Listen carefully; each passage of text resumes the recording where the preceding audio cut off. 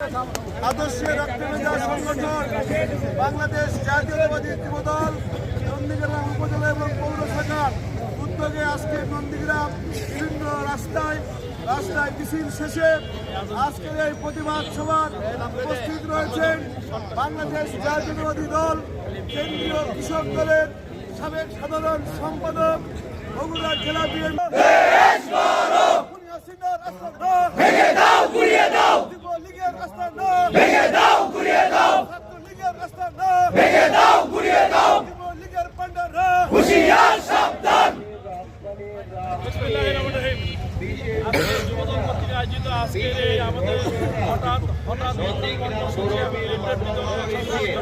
উপস্থিত বিভিন্ন ইউনিয়ন থেকে আগত আমাদের সম্মানিত ভাইরা সবাইকে আমার সালাম, আসসালামু আলাইকুম।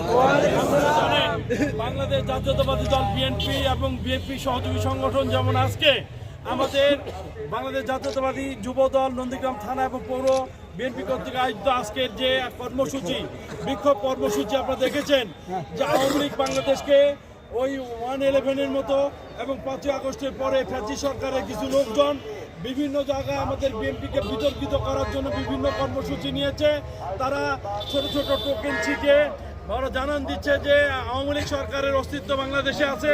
আমরা বলতে চাই আওয়ামী লীগ সরকারের কোনো অস্তিত্ব বাংলাদেশে নাই।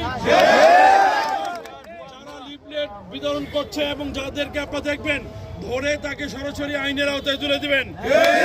আমি প্রশাসনের দৃষ্টি আকর্ষণ করতে চাই, প্রশাসন যেন নিরপেক্ষ ভূমিকা পালন করে, দেশে যেন কোনো অস্থিতিশীল অবস্থার সৃষ্টি না হয় সেই জন্য প্রশাসন সব দিকে দৃষ্টি রাখবে। আওয়ামী লীগের কুচক্রী মহল যেন কোনো রকম ডিস্টার্ব করতে না পারে।